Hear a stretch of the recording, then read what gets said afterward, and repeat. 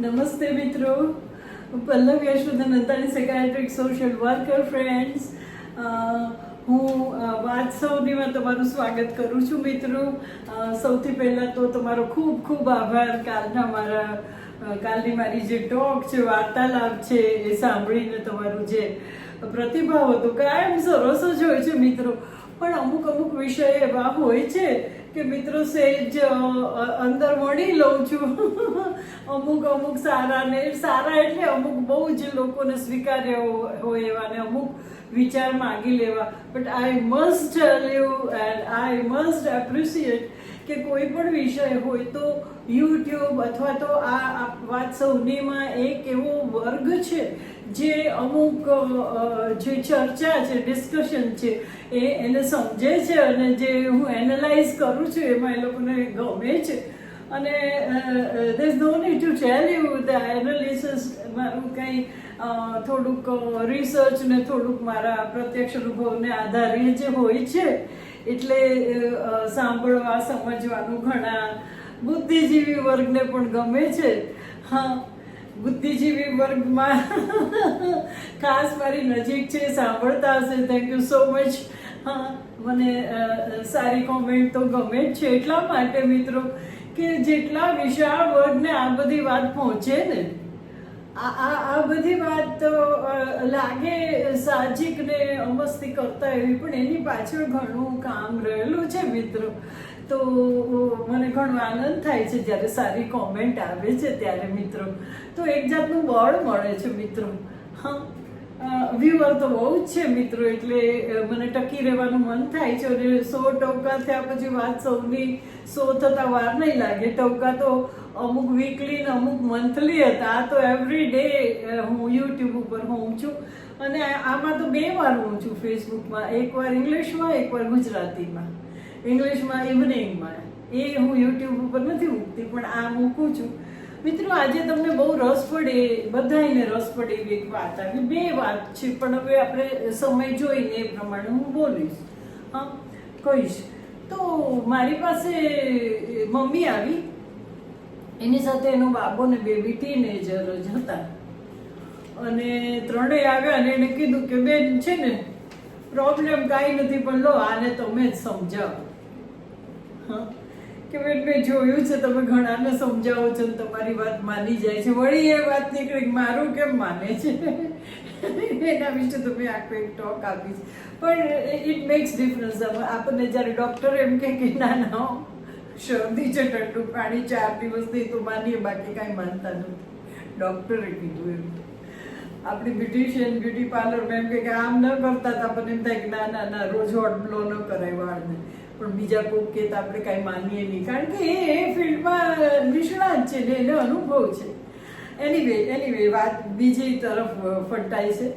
તો એ 2 જણ આવેલા અને માની ફરિયાદ હતી કે બેન આને જ પૂછો એને શું પ્રોબ્લેમ છે ને નાની બાબતમાં. અને આ મારા બાબાને પૂછું.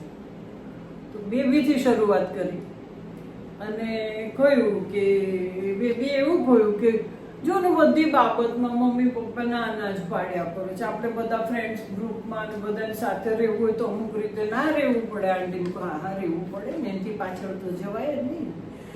પણ કે આંટી પણ પછી બહુ જ આપણે જુદા પડી જઈએ ને, મને બહુ જનરલાઇઝ કહ્યું. તો મેં કીધું કે તું આમ કોઈ ખાસ વિષય કે ને કે બહાર જવા માટે. તો કે ના આંટી કપડા માટે. પછી મને લાગ્યું કે આ વાત બધા સાથે કરી લઈએ પ્રાઇમરી, પછી 2ને જુદા મળીએ. મમ્મીને તો જુદા મળવાનો સવાલ નહોતો, કારણ કે મમ્મી વોઝ વેરી ક્લિયર એ જે કહેતી હતી એમાં. પણ એણે કીધું તું આ બેન સાથે વાત કરી છું.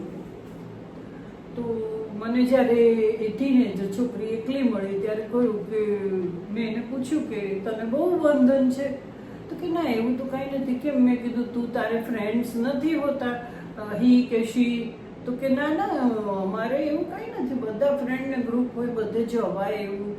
હા, તો મેં કીધું આમ અમુક ટાઈમસર ઘેર આવી જાવ. તો હા એવું ખરું થોડું, પણ કાંઈ અમારે એવું એમાં કંઈ આ લોકો પડતા નથી વચ્ચે. તો પછી મેં કીધું કે તો પછી તારે કંઈ બીજી કઈ મુશ્કેલી છે મોબાઈલ અંગેની કે? તું કે ના મેં બહુ વાતો કોઈની સાથે કરે તો ના ના ના કે આંટી અમારે તો બધું બહુ એમ. તો તારે પ્રશ્ન ક્યાં છે? તો કે આંટી એવું છે પાર્ટી હોય છે ને એમાં હવે બધા અમુક કપડાં પહેરે ને ડ્રેસ કોડ હોય એ તો બરાબર છે, અમુક કલર પહેરવાના હોય ને એવું, પણ આંટી એવું હોય ને ત્યારે મમ્મી ને પપ્પા બે અમુક જાતના કપડાં પહેરવાની ના પાડે. એટલે મેં કહું અમુક જાતના કહેવાય એટલે તને બહુ જૂનવાણી કપડાં પહેરાવે છે, સલવાર કમીઝ ને દુપટ્ટો ને. તો કે ના ના આંટી એવું તો નહીં. તો મેં કહું તો તને કઈ ક્યાં તને એ લોકો રોકે છે? તારા કલેક્શનમાં મોડર્ન કપડાં છે? તો કે હા બહુ જ છે બધી જાતના આંટી. તો તને રોકે ક્યાં? તને લેવા તો દીધા બધા. હા અને તું પહેરે છે પણ તને કોક વખત તો કે હા આંટી કોક વાર જ્યારે એવું હોય ને ત્યારે એમ કે ના હો આજે બરાબર આ નથી પહેરવાનું. તેમ કહું ત્યારે તને બહુ જૂનવાણી? તો કે ના ના આંટી જૂનવાણી તો કાંઈ નહીં, પણ એકદમ આપણે પાર્ટીના અમુક લીધા હોય ને એમાં 4-5 એવા હોય ને એમાં ના પાડે. એટલે મેં કીધું દાખલા તરીકે એટલે કે બેકલેસ હોય કે થોડું મિની હોય કે અહીંયાથી પ્લીટ્સ બધી જાતનું ને જાત એને કંઈ મને કહ્યું ના મને બધા આવડતા નથી. તો કે એવું હોય ને ત્યારે અમુક પાર્ટીમાં જઈએ ને ત્યારે કે હો જોજે ભાઈ અમુક રીતનું તું ડ્રેસિંગ કરીને જાજે. તે મેં કીધું તને બધી છૂટ આપે છે તું તો તને ક્યાં એવું લાગે? તો કે આમાં મને કે ને મને ગમતું નથી. મારી બધી ફ્રેન્ડ્સ એવું સરસ પહેરીને આવી ને ત્યારે મારી પાસે આટલા બધા હોય ને તો એવું કપડાં પહેરી શકું નહીં. તો મેં કહું એવા તો 3-4 જ હશે ને બધા ક્યાં? તો કે હા આંટી.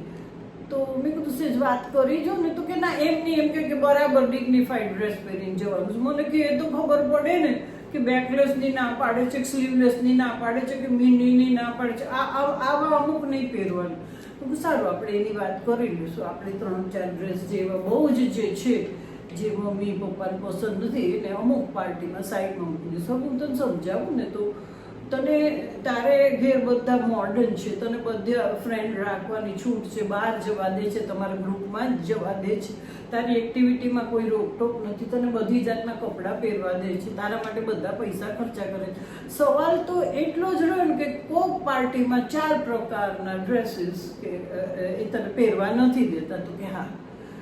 તો મેં કીધું એટલી બધી મુશ્કેલી ક્યાં થઈ? આપણે એ ડ્રેસીસ જોઈ લઈશું. હવે એની પાછળ હું તને કારણ કહું કે જ્યારે તારા મમ્મી પપ્પા સાથે હોય છે આખું ફેમિલી ત્યાં તો કોઈ સવાલ જ નથી, તારે જે કપડાં પહેરવા એ પહેરે છે. હા પછી તું અમુક જગ્યાએ ભાઈ સાથે કે અમુક જગ્યાએ ક્યાંક ગઈ હો જ્યાં બહુ કલ્ચર ગ્રુપ હોય, સારું ગ્રુપ હોય, મોટા નાના બધા ભેગા હોય, એ જાતની પાર્ટી હોય, ભલે મમ્મી પપ્પા ના હોય તો એમાં તને ના નથી પાડતા. બરાબર? ના તને ક્યાં પાડે છે કે અમુક મોલમાં કે સમવેર કે બહુ ગેટ ટુગેધર હોય ને અમુક પાર્ટી હોય ને બહુ હલ્લા ગુલ્લા હોય ને પછી તમે જાત જાતના ડાન્સીસ થતા હોય ને તો એમાં 2-4 વસ્તુ છે કે કોઈક તને ખરાબ રીતે જુએ, બધા ફ્રેન્ડ્સ કાંઈ સારા નથી હોતા તો એવી રીતે જોવે, કોઈક તારો બરાબર એંગલનો કોઈ ખરાબ ફોટો આવી જાય ને બીજા દિવસે કંઈક ન્યૂઝપેપરમાં આવી જાય કે ડાન્સ કરતા એ ફોટા અમુક જાતના આવી જાય છે. તો એટલે કદાચ તને એ સ્પેસિફિકલી એટલી વાત માટે જ ના પાડે છે. તો એમાં તને શું ખરાબ લાગે છે? આપણે મમ્મીનું બીજી વખત હું બોલાવું છું અને મમ્મી સાથે બેસીને નહીંતર તો મમ્મી ના આવે તો હું મમ્મીને કહી દઈશ તમે 2 જણા બેસીને અમુક કપડાં સાઈડમાં મૂકી દો. અને એ અમુક જ વખતે જ્યારે એ લોકોને એવું લાગે, એમાં એવું છે કે મમ્મી પપ્પાને અમુક ગ્રુપનું તમે ક્યાં જાઓ છો અહીંયા કેવું, મમ્મી પપ્પા એ નાના તો હતા. અત્યારે મમ્મી ને પપ્પાને કપડામાં વાંધો હોઈ જ ન શકે. યુ નો હું જ અત્યારે આ ટી-શર્ટ પહેરીને બેઠી છું. તો મારા જે ગ્રાન્ડ ચિલ્ડ્રન હોય એ ટી-શર્ટ તો ના જ પહેરે ને, કંઈ વધારે હટકે ટી-શર્ટ વધારે કંઈ હોય કંઈ લખેલું હોય આમ. એટલે એજ વાઇઝ બધા જુદા જુદા કપડાં તો પહેરે જ છે. તારી મમ્મીએ ઘણી મોડર્ન છે એટલે એ લોકો તને સ્વીકારી તો છે, તને એક જરાક મનમાં આ થઈ ગયું છે. તો એવી કઈ પાર્ટી કે એમાં તું સાવ મળી બેન લાગી? સોરી આ બધા બોલતા ઓછા હોય એટલે હું બોલું. તું એવી કોઈ એમાં લાગી? I am sorry for the name, પણ તું એવી કેવી જૂનવાણી લાગી? તો અમારા જમાનામાં એવું હતું કે તેલ નાખીએ ને ત્યારે બધા આવું બહુ કહેતા. તો એણે કીધું ના આંટી એમ કઈ સવાલ નથી, તો એટલા 4 જે કપડાં હતા એ જુદા રાખ્યા. મેં કહું હવે જ્યારે પાર્ટી વેર લઈએ ત્યારે સેજ મમ્મી સાથે લઈ જાય, અમુક 2-3 એવા રાખવા તારે કે એ લોકો ખુશ રહે. હા, તને એના શૂઝ કે એને પ્રકારની લિપસ્ટિક કે એવા નેલ્સ કે એવા વાળ કે ક્યાં તને ના પાડે છે, આટલું જ કહ્યું છે મમ્મીએ. હા, તો સમજી જા ને ભાઈ. તો એને વાત તો સાચી લાગી. અને પછી મેં તો એને 4-5 પેરેન્ટ્સ કેવા હોઈ શકે ને કેટલું બધું કડક રહીને એના બધા દાખલા આપ્યા. પછી જનરલી અમે નથી કમ્પેર કરતા અને નથી હું એવું કહેતી મારો જમાનો, પણ મેં એ લોકોને સમજાવ્યા કે જે મમ્મી પપ્પા વધારે ધ્યાન રાખતા હોય અને સાર અસારનો વિવેક શીખવાડતા હોય, સાચી સલાહ આપતા હોય, એના છોકરાઓ જુદા હોય છે. હું તારા જેવી હતી ત્યારે મને ઘણા અમુક જે હતું ને કે આવું નહીં કરવાનું નામ, ત્યારે મને એવું બહુ લાગતું. But when I got married અને હું અથવા તો બહુ ગ્રુપમાં જ્યારે મને એમ ખબર પડી કે હું બધાથી સે જુદી લાગું છું, ત્યારે મને ખબર પડી that is because of my parents and my family is brought up. આપણને અમુક રીતે બોલતા ચાલતા, અમુક પરિસ્થિતિમાં કેમ વર્તન કરવું, એ બધું જે શીખવાડ્યું હોય ને મિત્રો, એ લાંબે ગાળે આપણને હેલ્પફુલ થાય છે. હું એક સાદો દાખલો હતો કે ગમે તે હોય, બહુ પછી ઝેવિયર્સમાં સોશિયલ સર્વિસમાં એમ જતા ત્યારે નાઇટ હોલ્ટમાં જવા દેતા, બહુ ફાધરને મળીને ભલામણ કરીને કોઈક વાત છેલ્લે ગ્રેજ્યુએશનમાં છેલ્લા વર્ષમાં જવા દીધી. બાકી તો છે ને નાઇટ હોલ્ટ વાળી પિકનિક એમાં જવાનું જ નહીં, એમ પૂછવાનું જ નહીં.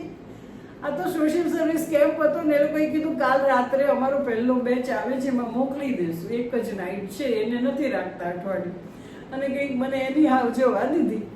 હા, પણ બાકી તો હું તમને સાચું કહું ને કે નાઇટ સ્ટે તો જ્યારે લગ્ન કરીને હનીમૂનમાં ગયા ત્યારે વર સાથે નાઇટ સ્ટે બહાર કર્યો, બાકી છૂટ જ નહીં, જવાનું જ નહીં. મમ્મી પપ્પા જો કે હોય આખું ઘર હોય ત્યારે જતા, પણ જાતે પિકનિકમાં કેમ એટલે પણ તો એ લોકોના અમુક સ્ટેન્ડર્ડ હતા ને આપણે અમુક ડિગ્નિફાઈડ ને એવી જાતના યુવતી તરીકે યુવક તરીકે ઉભરી આવ્યા ને, તો ભાઈ એને વાત તો ગળે ઉતરી ગઈ. અને પછી તો મિત્રો બીજા સિટિંગની જરૂર જ ન પડી, મમ્મીનો ફોન જ આવ્યો કે થેન્ક યુ સો મચ બેન, આ તો બહુ સમય સમજાવી દીધી, સરસ મિત્રો.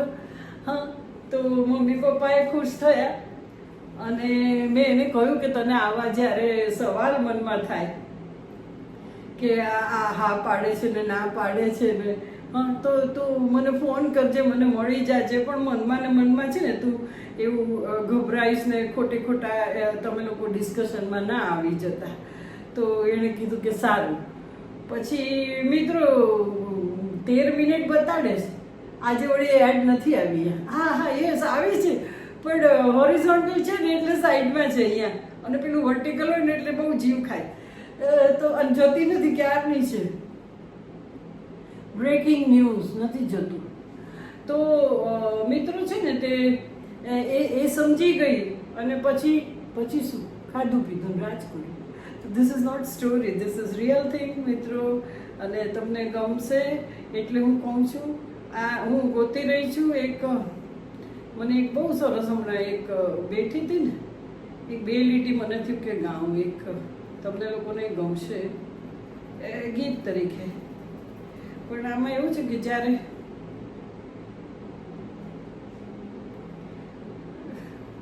ધીસ ઇઝ ધ ટ્રબલ, કાઢીને રાખો ને. આ બીજું છે પણ તો આ ચાલો ને, ટાઈમ તમારો તમને લોકોને ગમે નહીં, અત્યારે સુવાનો ટાઈમ છે. મારે પેલું ગાવતું સીને મેં જલન, હા પણ હવે કાંઈ નહીં. આ એક મળ્યું છે તો આ એ મને ગમે છે. दो पल रुका ख्वाबों का कारवां और फिर चल दिए तुम कहाँ हम कहाँ. दो पल की थी ये दिलों की दास्तां और फिर चल दिए तुम कहाँ हम कहाँ और फिर चल दिए तुम कहाँ हम कहाँ. तुम थे कि कोई थी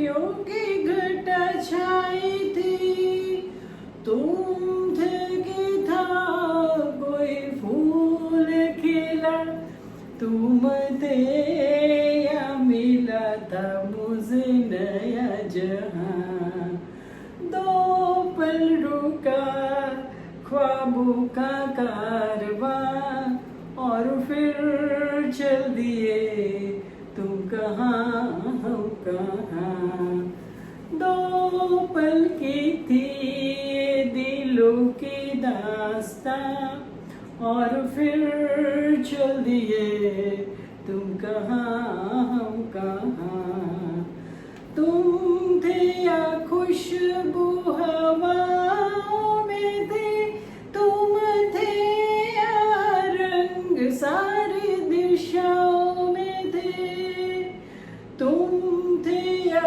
रोशनी राहों में थे, तुम थे या गीत गूंजे फिजाओं में थे, तुम थे मिले या मिली थी मंजिलें, तुम थे कि जादू भरा कोई समा, दो पल रुका ख्वाबों का कारवां और फिर चल दिए तुम कहाँ हम कहाँ, दो पल की थी ये दिलों की दास्तां और फिर चल दिए तुम कहाँ हम कहाँ, और फिर चल दिए तुम कहाँ हम कहाँ. Life is very short friends.